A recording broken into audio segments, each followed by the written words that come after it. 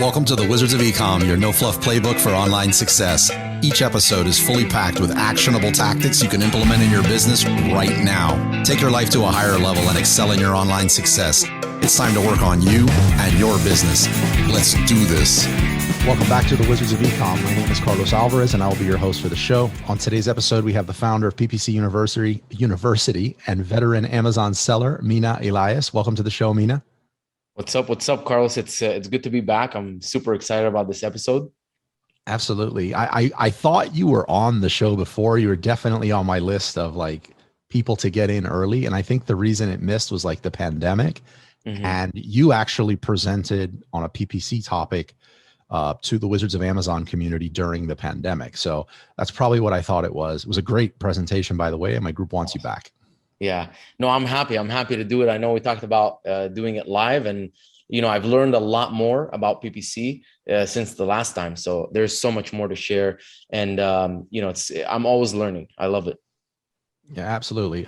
Definitely, we spoke about a workshop. I think that's what you're talking about. Like it's something like first of its kind, that type of thing, like real deal value. Yeah, definitely. Yeah. Stay tuned. You go in, you go out, you're super confident. Like at the end of it, you're super confident. You know what to do. You go home. It's like, I got this. You can, if you have an agency, you can keep them accountable. If you have your own thing, you can do it yourself. And honestly, man, sometimes it's like daunting to get into the nitty gritty details, but I think when you have someone hold your hand and do it with you and like, let's go into this nasty thing together, and we do it a few times, and then you're like, okay, like it wasn't as bad as I thought, and it's never as bad as you think it is. Hell yeah, I totally get that. It reminds me of a Will Smith like video I saw on like skydiving recently, and he was talking about how he was just like freaked out all the way leading up until he jumps out the plane, and he says it was the best, most exhilarating thing of his life. That sort of thing. I love it. So we could have like 9 podcasts on, your PPC skills. You're a veteran Amazon seller. You're a thought leader in the Amazon space. So I want to mention that so people have an idea of where you're coming from for the rest of the show. The reason I'm inviting you to the show now, though, actually has nothing to do with those things. It's going to have to do with I'm going to try to extract from you, even though you're an open book, but I'm going to try to extract from you some like Kickstarter gold, like tactics and insights on what it takes to pull off a successful Kickstarter campaign to launch a private label product. It's an Amazon e-commerce show, so we want to tie it all together. A little backstory here about the product, Cognuro. In your own words, or at least in Kickstarter's words, is a delicious, all-natural, supercharged coffee alternative designed to boost your energy and focus all day. It's amazing. Did I get that right? Delicious. Yeah. And it tastes delicious. Yeah. So I'll tell you a little bit about the product, right? It's a funny story, but the reason that we did this is me and Samer wanted to do a case study. Samer has his YouTube channel and he hides what his product is, as do many other Amazon sellers. I respect it. It's all good. But he's like, dude, I wish I could talk about my product. And at the same time, I'm like, dude, what if we did some sort of like collaboration where we created a product in front of everyone, sourced it, did the whole thing in front of everyone, kind of as like a education and to unearth the mystery of product sourcing. And don't get me wrong, this is a very different approach to products. This is inventing a product. This is not private labeling. This is not, finding a product that works on Amazon, making it a little bit better. This is coming up with a solution to a problem. And so I was telling Samer, dude, I'm getting into this lion's mane, this chaga, cordyceps, like functional mushrooms. And I was getting golden tea or golden milk, which is like turmeric and cardamom, cinnamon, and coconut powder. And I would put the mushrooms on it to like kind of supercharge it. I add some cacao sometimes, mix it up, drink it. It was that perfect drink. I stay away from coffee. I absolutely love coffee. Every Saturday I have coffee. We go to a different spot, a different cafe. We try something new, but it is incredibly addicting and it will make you not able to function without it. I guarantee you, because I've been a little bit down that like path and I was like, no, like, let's not do this. It's as bad as cigarettes. So, we wanted to come up with something that could be just as good as coffee, just as functional as coffee, without the side effects of like the wired feeling, the jitteriness, Samer would not be able to go to sleep if he had coffee after 12 noon. So we came up with this coffee alternative, right? It has all the benefits of coffee. So it gives you energy from natural sources like coconut guarana. And instead of spiking energy and crashing, we added coconut cream, which has medium chain triglycerides. And it's the same as like the way bulletproof coffee works. Instead of getting at spike, you get a long lasting sustained energy.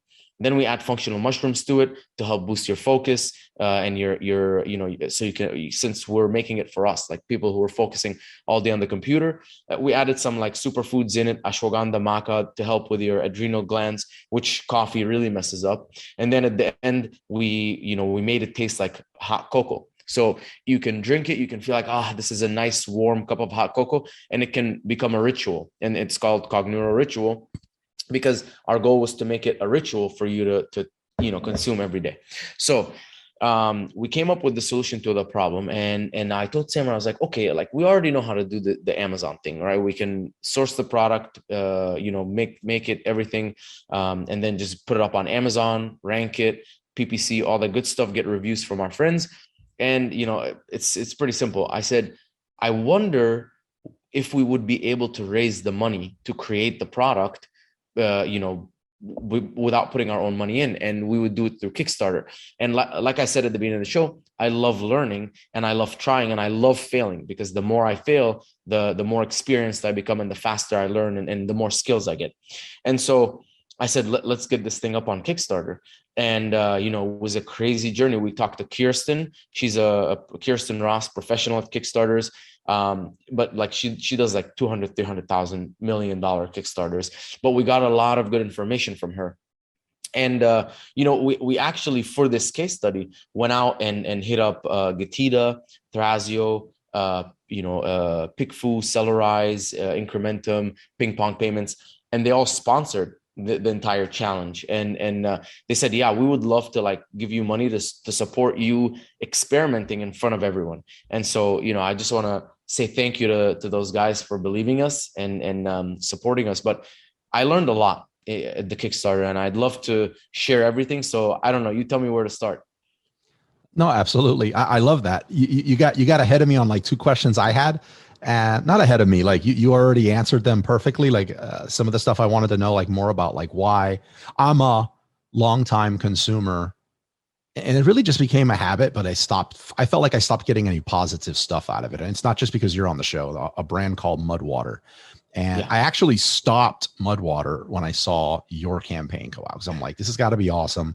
I totally want to support this person. I'd love to get on a subscribe and save. Dude, I saw your name come in and you got 10 bottles. And I'm like, Carlos is the man, dude. Carlos is the man. I want to share it out to my group and tell them to like, pay it forward that way, like keep it in the community. Plus, I believe you sold me on the branding of it, which is really sexy.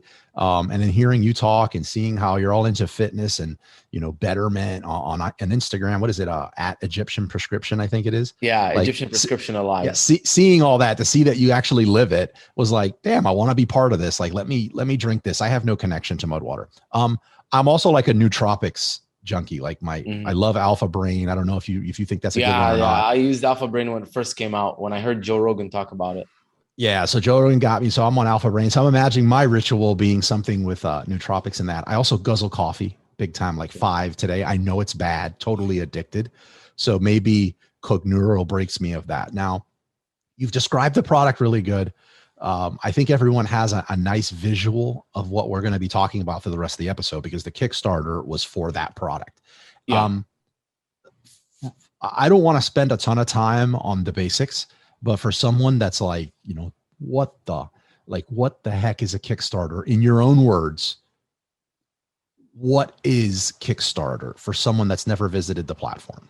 Okay, so Kickstarter is, think of it as a platform for early adopters, the people that want to say, I tried it before everyone else, for the new products, new gadgets, new things, new inventions that come out. You go on and you support these products by buying their products at a discounted rate, and you will get them before they're ever sold on the market. So for example, Cognuro, everyone who backed us on Kickstarter pretty much bought the product before it was even in production. Now, obviously we could have produced everything with our own money and then gotten money back from the Kickstarter. But the whole purpose of the Kickstarter was to have people buy the product. So you get 30 days. You put up a sales page. It's it describes the story. It says what the product is, why it's the best, who we are, why you should back us, why you should, try this product and be the first in the world, even though you're going to wait 2 or 3 months to get the product, which I think our backers, it's been 2 months now because they've been waiting from April 30th, something like that. So you are going to wait a significant amount of time because you understand that you're funding this project. And once the project's fully funded, which we were, our goal was 5,000, we made $12,500. These people fully funded the project. We took the money and we paid the manufacturers and and shipping and all of that kind of stuff. And we were able to produce the product without putting our money in. So essentially, think about it this way. You have this amazing product. You know that it's going to solve a lot of people's pain points. You know it's going to solve a problem. You're like, I have this major inconvenience in my life. I wish someone would come up with this thing. And then you come up with it. And then you tell people, well, honestly, I don't have the money to fund it, but let's put it up on Kickstarter. My goal to fund this whole project is $5,000. And each product, let's say, is $25. So you need 200 to fund the product. 200, you need 200 sales to fund this project. And so 200 people will say, yeah, I would love to have this in my life. So they would fund it. And then once you get that money, the 5,000, they take Kickstarter takes a small cut. Think all in all, it was like with Stripe fees and everything, like 8%, not significant. And we got the money and we took that money and we paid our manufacturer to create this product. And now the people who backed us on Kickstarter will be the first ever to get it.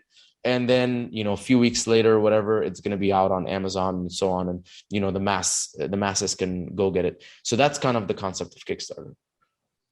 So to like redo this in another way, one day, and I was explaining Kickstarter in the meetup group, and I agree with everything you said. And the person said, some people just can't wrap their head around that there is a spot where people would want to pay, and like, especially Amazon private label sellers, it's like freebie and return for, or 100% back after the fact for. In this case, it's a deal, but they're paying you in advance. Yeah, for this product. So the idea that there's a place where people like that exists is amazing in and of itself. It's full of early adopters. It's full of people that they want to say, yeah, I got this before it was ever sold anywhere. Like I was the first person to get this. Would you consider yourself an early adopter? No, not really. Yeah. What do you think it takes? Like, what type of person do you think it is? Like a different breed, like for someone to be an early adopter? It's someone who's proud of like having a knowledge advantage, over people, or someone who feels like they belong more when they've had something before everyone else. So that's the kind of people that you find on there. They're like the people who love like Shark Tank, for example. They're the people, they just, it's the typical, like, I knew them before they were cool type people. Like they want to be the ones that they found this gadget, right, with these sunglasses that can also play music, and they want to be they want to be complimented on these finds. They want to, the friends come over, they're like, wow, this is a really cool thing. Where'd you get it? And they're like, yeah, I was the first one to ever get it. Like I backed it on Kickstarter. That's the kind of people. So the same person that might have like jumped on the Bitcoin bandwagon in the very beginning and like that type of stuff. Yeah. All right. Those people. They take risks because, sorry, I just trying to focus the camera. They take risks because, the first thing is you will get your money back if the project's not fully funded. And, but you are taking the risk of the project getting fully funded and then the founders having manufacturing issues and so on and so forth. And that's why in our story in the Kickstarter, we had to be very, very, very, like convincing, like, guys, like we've done this before. There's no risks. We just need your money to create this beautiful product. For sure. Referencing the video, and you're trying to like focus the camera, like for anyone listening to this on the podcast first, this comes out on a YouTube afterwards. And it seems like Mina and I are both having bad camera days. Like my main camera went out. There's some focus. Just jump in. It's awesome though. But the gold is in the audio regardless. So whatever. The knowledge is there. It's worth it. The knowledge is there, man. So I'm gonna assume something here, and I don't know where I got this. Like maybe you've shared it, but you're a veteran Amazon seller. I'm assuming, I hope I'm right here, that you actually sell in what I consider the most competitive category on Amazon. You're a supplement seller. Is that correct? Yeah, supplements. Yeah. That's the only thing I'll touch really in selling anything. That's my passion. It's the only thing I won't touch. Honest to God, like that's like my criteria. If I'm working with someone or I'm launching a product, it's like, is it supplements? I don't want anything to do with it. I'm like, is it supplements? Oh my God. Yeah. Let me help you.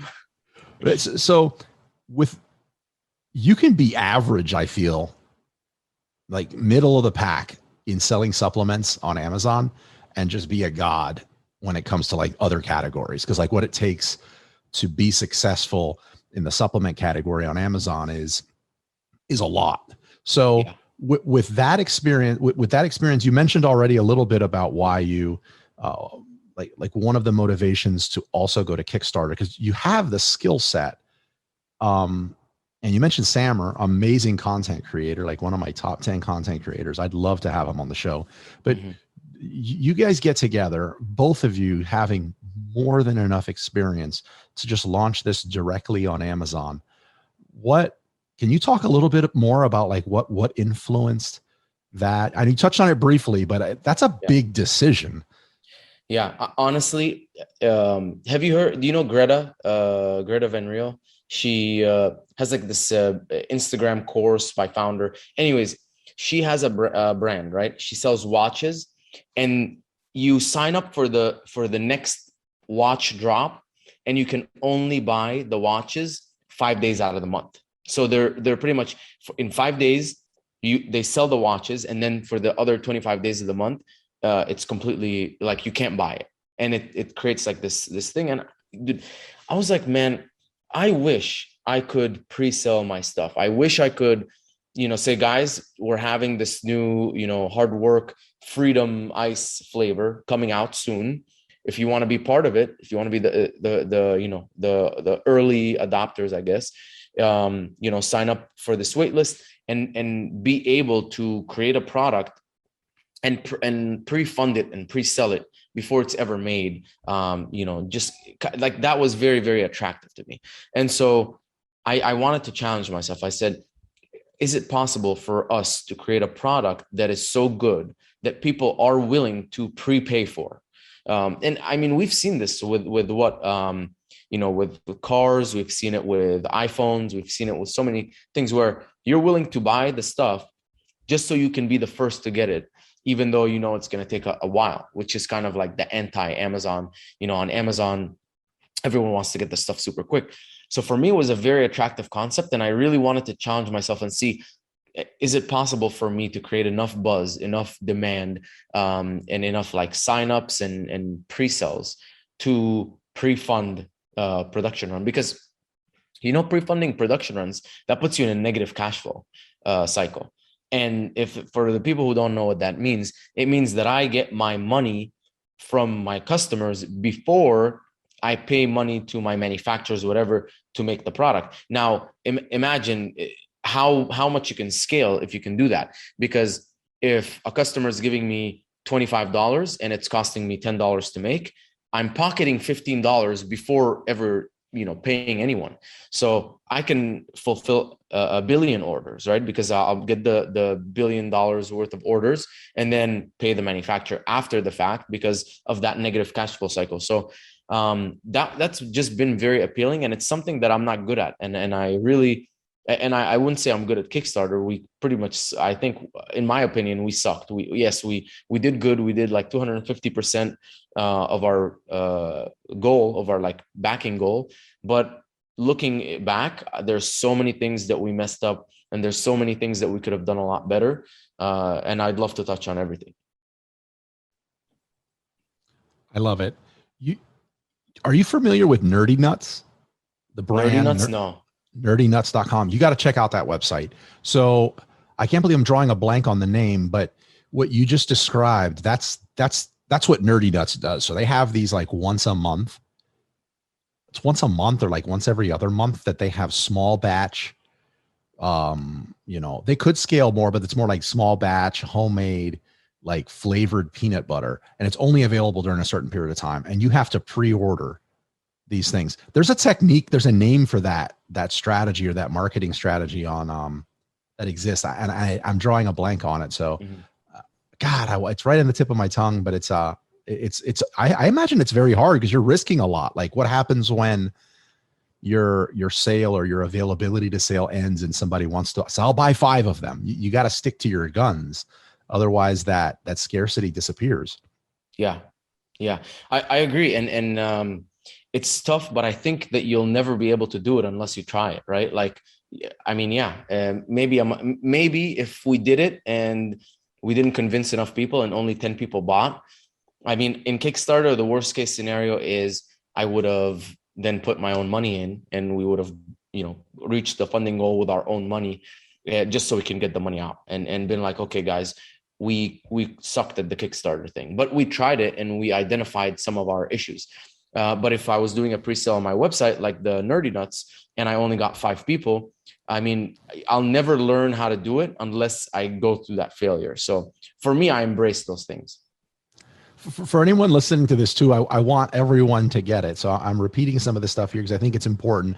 You're describing your Kickstarter campaign. Your funding goal was 4,995 or like 5K. Yeah. Yeah. Yeah. So you shattered it, like outside looking in, you shattered it by 250%. But you call that a failure, right? So outside looking in, it says everything about it. There's like bells and balloons. It's success. You succeeded at funding your Kickstarter. So what did it take for you to beat your funding goal by 250%? And why are you calling it a failure? So, okay. So the reason I'm calling it a failure is because looking back, I think there was so much more we could have done to generate demand. Now, people think sometimes that you're going to create a Kickstarter, you're going to create a beautiful video, a pitch, and then people on Kickstarter are going to start backing you. That's not really the case.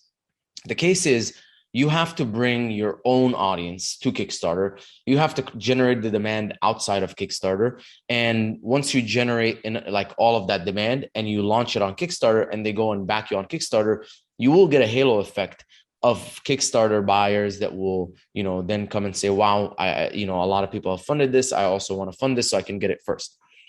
What we did is we generated a little bit of demand. We did not have any lead capture at all. Now, going back, I would have definitely had lead capture on my website using either Klaviyo or via customers to get them in SMS. I prefer SMS because it's way more engaging, and you're getting way less SMS blasts than you are getting email blasts. So via customers is the people that I use. And going back, I should have really, I should have like fabricated it. I should have fabricated the entire inception. I should have built a storyline, and I should have said, okay, we have 3 months. In those 3 months, we're already done. Everything is done, but we have 3 months let's fabricate the story. Let's say that we came up with the idea, and let's say we did this, and let's show this and that, and make it more of a story, and then constant call to action. Sign up to get notified when we're live on Kickstarter. Sign up and build a list of 3,000, 4,000, 5,000 people, in our pre-sale list. And then even if we get half of them on Kickstarter, we can then immediately send all of those people to back us on Kickstarter. We didn't do any of that. I fully depended on my strength of influence with friends and people like you in the community who I knew were going to be like, okay, Mina's doing an amazing thing and he's creating this fun product, and it's only $25, like what, or $20. It's no big deal to support him. And so I would say we had 35% were non-family and friends. And then the 65% were family and friends. And again, looking back, I was like, we could have run a ton of Facebook ads and like convincing people this is an incredible product. You really need this. This is going to solve a major problem in your life, and send them to that lead capture form, whether it's email, whether it's SMS, and constantly kind of incentivize people over the course of 3 months. But I'm a very impatient person. So I just kind of wanted to push. The second we got the 3D render out, I blasted it out there. The second we got this, I was just constantly pushing just so we can be live on Kickstarter. The second that our Kickstarter was approved, we're like, okay, we're going to be live in like a week. So I really pushed the timeline, and going back, I would have rather fabricated the whole thing. So once I was approved on Kickstarter, then been like, okay, push it 3 months. And then now I have 3 months, the bottles in hand, everything is done.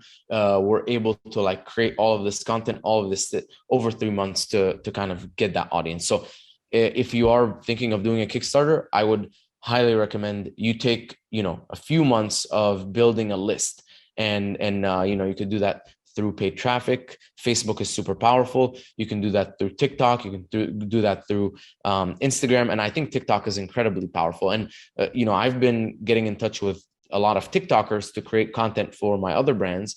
And it is really like a viral platform.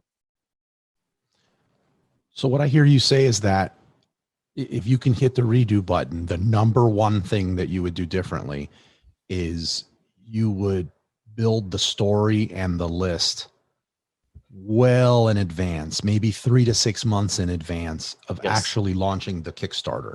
But when you said, I think you said it sounded like 60 to 65% of the people that funded your current Kickstarter were friends like me, your family, people in the community that were just like, yeah, he's doing this. Of course we're going to do this. But that's not bad, right? Like you should factor in, like previous Kickstarters I've done, like I'll go 6 months, 7 months out, and I agree with you 100% SMS. I used to use Slick Text. What was that tool you mentioned? Did you mention the SMS tool? Yeah, via customers. They're my number one, like incredible customer support. I use them for everything. Direct to consumer, I use them on my inserts. So, obviously, Amazon's doing this huge kind of like campaign against like getting reviews and contacting customers. So with SMS, I feel like you can have a much more intimate relationship, nurture the customer, repurchase, reviews, whatever,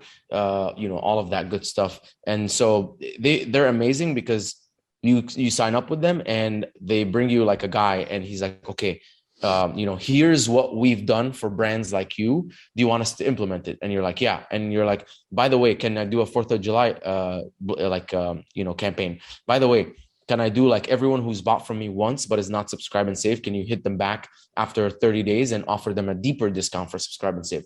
And so on, things like that. And they'll just implement for you. And you don't have to pay anything other than when you send out the message. For every person, it's depending on the length of the text, it's either like 1 cent or 2 cents or 3 cents. And, they buy it for like, let's say a half a cent, and then they sell it to you for a cent. And that's how they make their money.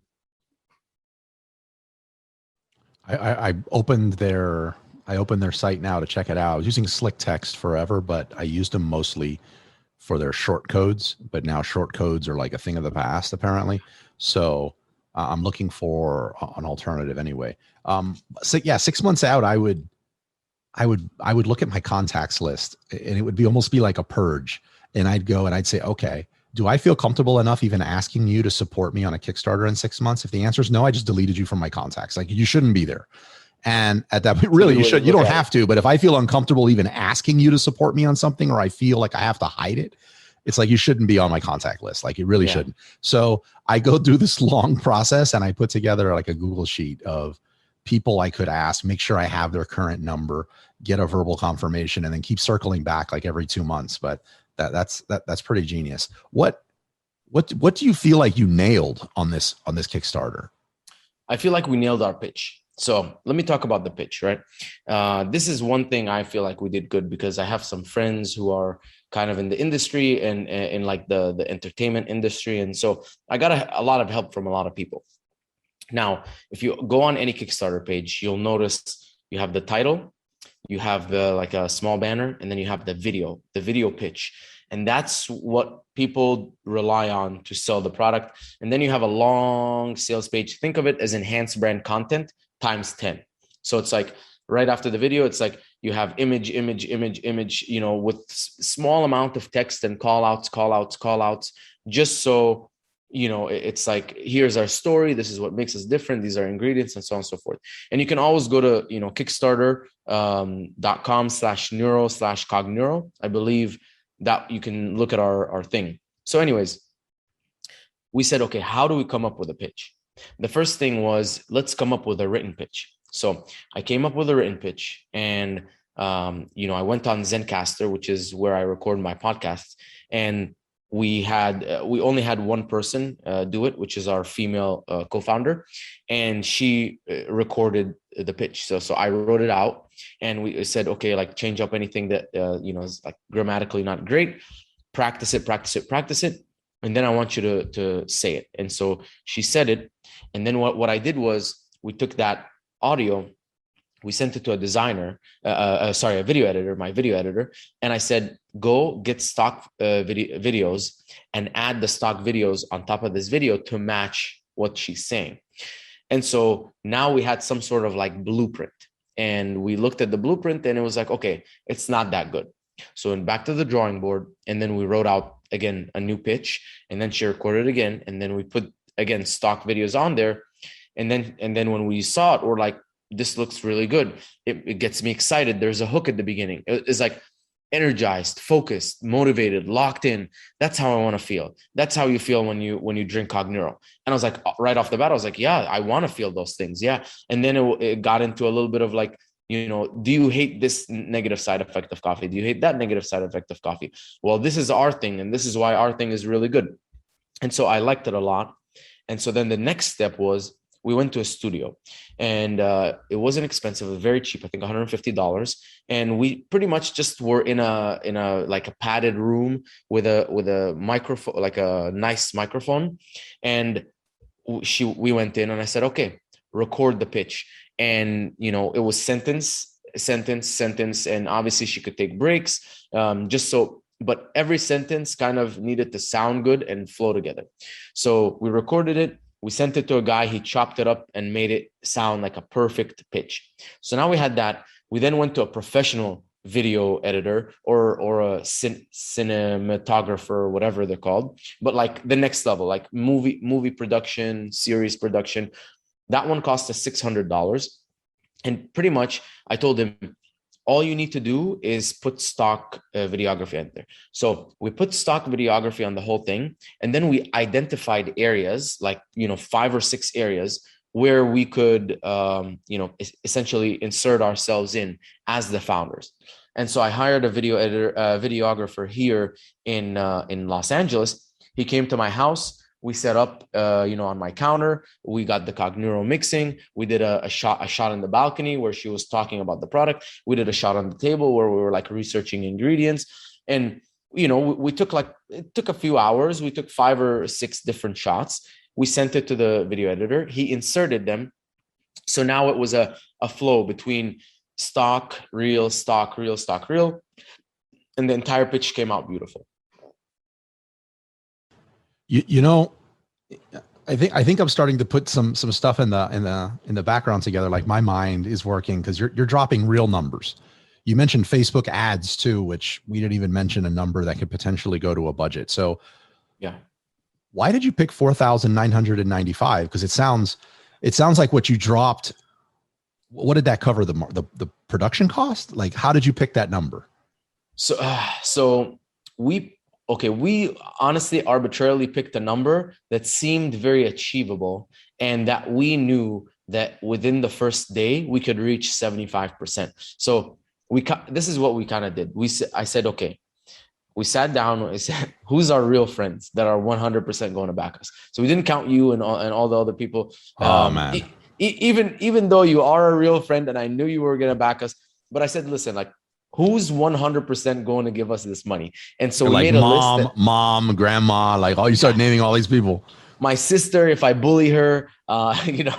So we came up with a number, and we said, okay, if we hit 5,000, if we put $5,000, we could probably get 75% of it on day one with our friends. With people that I can text, be like, yo, we're live on Kickstarter. And because I know that they really care about me, and just for the sake of like, saying like, you're my friend, I love you, I'm just going to support you, even if the product sucks, like those people. And so that's how we set the 5,000. Now, obviously, I think in the first 3 hours, we hit $5,000 and we exceeded it. And then when we posted in the Facebook groups and everything, we had people like you and like, I think Liron and all these other people, Destiny, all these people in the community supported us on top of that. So that's how we came up.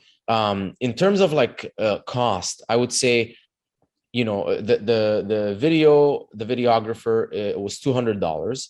The sound was 150, so it's 350, and the video editor was 600. So we're talking about $1,000 for the entire pitch.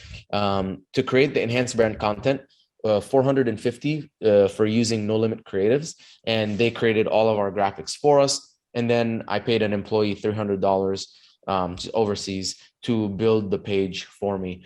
Obviously I could have done it myself, but it's just an employee that I've already trained on building enhanced brand content. So she was able to build all of that. I think with Klaviyo and Shopify and all of that stuff on software, we dropped like $250 total. So it wasn't that expensive just to have our direct to consumer presence, so we can kind of capture emails. Now, like I said, we had 50 emails total. So we did a horrible job capturing the emails. If I were to go back now, I could definitely capture a lot of emails and texts. I would definitely like push super hard on text, but yeah, those are kind of our numbers. And then, samples and everything, maybe a couple $100. We have a full breakdown if you ever want me to share it. And then, yeah, R&D, all that kind of stuff was like only $250. I bought the stuff. And yeah, our production run, our landed cost is $7.3. So for 1,000 units, we sold 600 or 592 units on Kickstarter. So let's say 600. So 600 units. And then we said we're going to send 400 to Amazon. So that's 1,000 units, $7,300 total. So, we made 12,000 something on Kickstarter, let's say 11,000 in the bank after they take their fees. We covered everything pretty much. And the one thing that I messed up is I charged everyone $19 for the product, and I did not charge shipping. And you don't charge shipping because you're used to the Amazon, but yeah, we're getting killed in shipping. So that's another like $5-ish per product.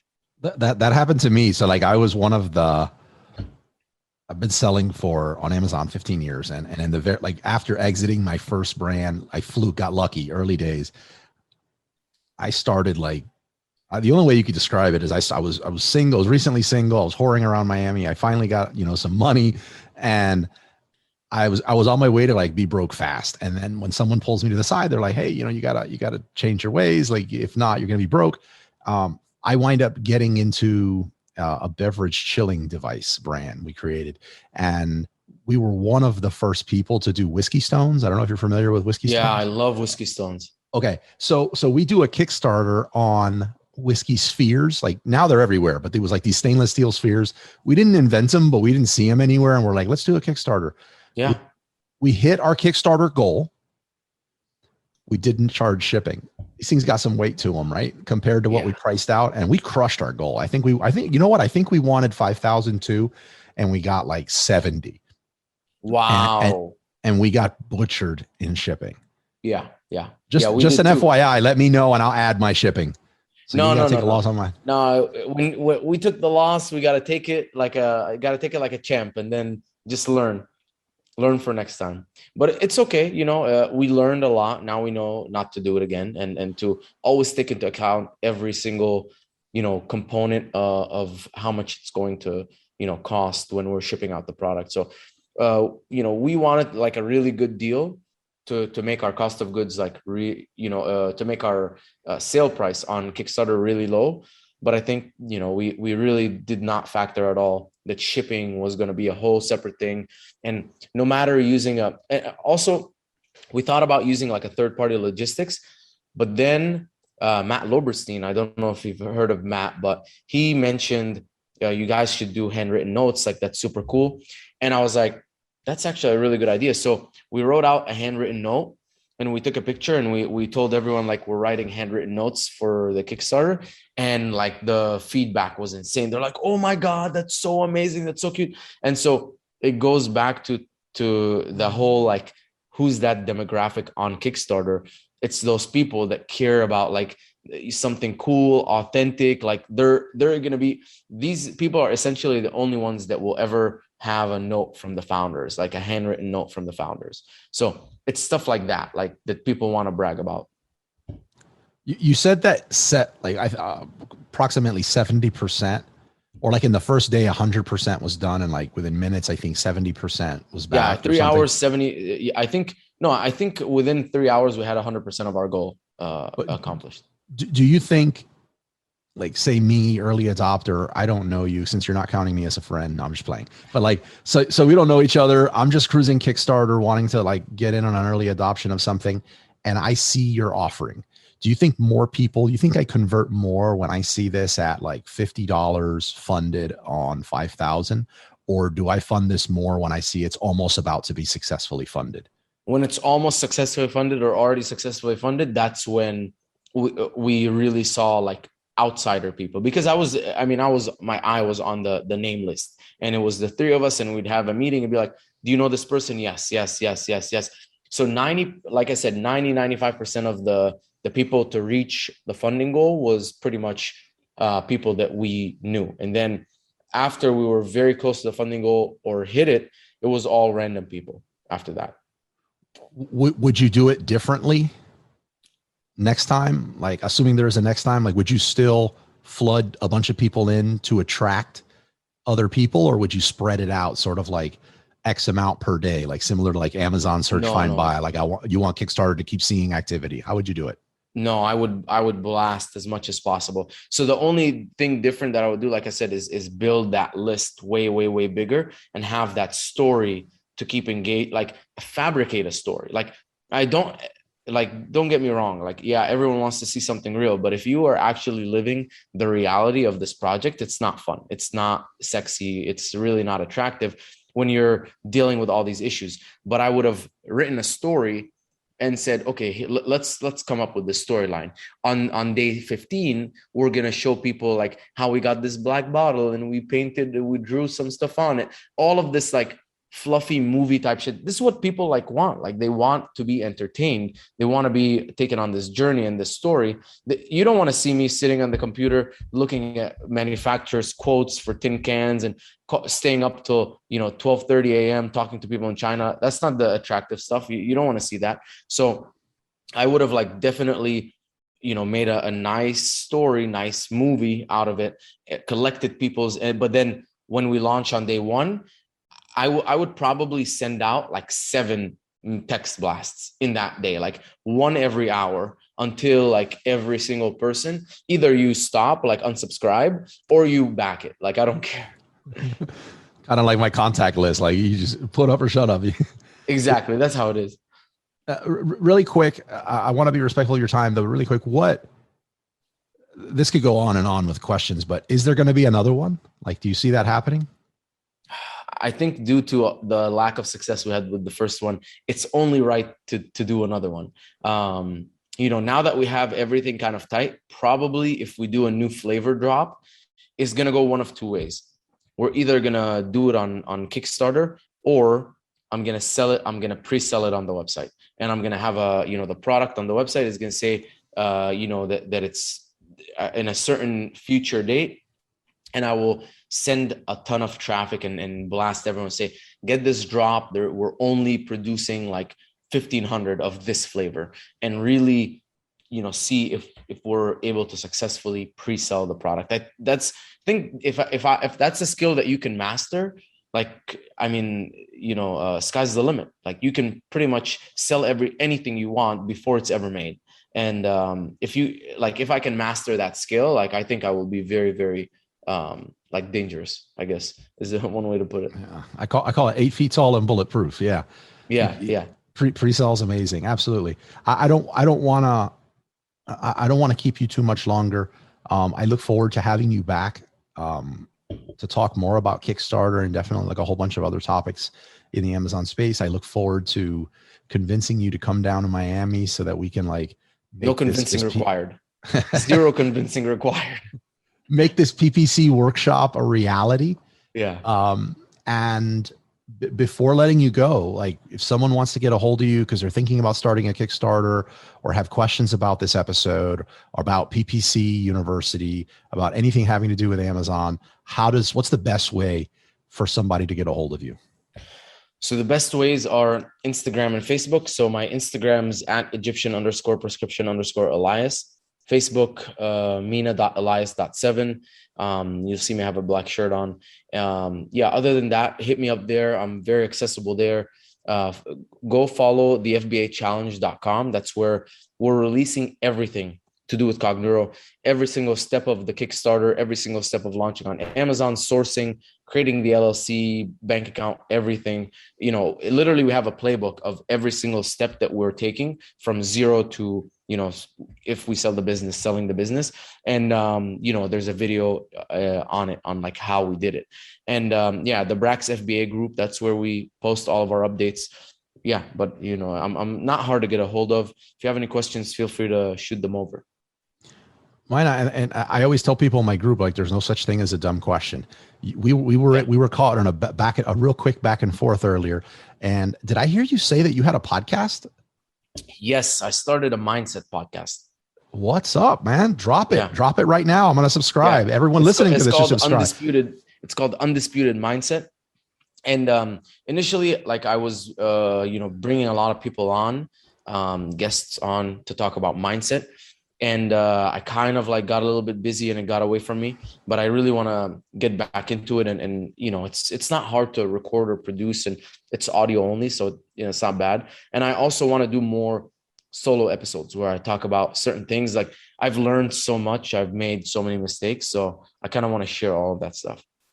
Kudos to you for doing that, man. It can feel very vulnerable and also empowering to do a podcast where there's no one to bounce this back and forth on. I feel like the silence in those episodes can be very loud. So I know you're going to do amazing. I'm going to subscribe right after the show. I look forward to the next episode. Before getting you off the hot seat though, just like I ask everybody on the show, what is your favorite book and why? Okay. So I have two, but my favorite books are Be Obsessed or Be Average. That's my book for mindset. Whenever I'm having a down day, I will literally just turn it on and listen to it. I think it's very important to listen to that book because it will really shape your mindset. And that's kind of the mindset that you have to have if you want to like win. It's you have to have obsessive, you have to not care about naysayers, you have to, go hard. And Grant Cardone really covers a lot in that book, and it's very well said. And if you don't like Grant Cardone, because if you've seen him on YouTube or whatever, the book is very, very different than his actual personality. It's a very, very, very good book. The other one is Peak Performance, Elevate Your Game. That one is one of my all-time favorites because it is very practical and actionable, and it shows you that performance in business and performance in life and your relationships and performance in the actual like physical performance and in the gym is all the same fundamental concepts. And if you took, those fundamental concepts like stress and rest, intentional practice, like all of these different, concepts on foundations and applied them to business, like the same way that a professional athlete would apply them to his physical training, it's like unbelievable. And I think one of the reasons I've had some success in this business and industry is because of me being a fighter and of having all of these concepts like drilled in me every single day. And so, when I'm at the gym and someone's about to choke me out and I'm defending it and I'm like not staying calm, not freaking it out, is the same as like when I see one of my products get taken down on Amazon and I'm like, okay, that's fine. Like, let's think of the most, logical next step. What should we do to get out of this? Instead of like freaking out and being emotional about it. So there's a lot of crossover between it. And, in the book, they cover the crossover between, peak performance in physical and in like business and mental and everything. Mina, you killed it. You absolutely killed it. Everyone listening to this, you know now how to reach them. The 2 books I have not read, so you probably just cost me like $30. I'm buying these on Amazon right now. The best $30 you'll spend. I love it. I absolutely love it. I get to listen. I'm mostly audiobook now, putting the kids to sleep, Same. but I love it. Undisputed Mindset. I'm sure you're a beast at it. Everybody subscribe to that right now. And with that, we're going to wrap this up. And I will speak to everybody next week. Mina, thank you so much. Peace out, guys. It was fun sharing this episode with you. If you found value in what you've heard, please show your love with a subscribe, rate, and review of the show. Until next time.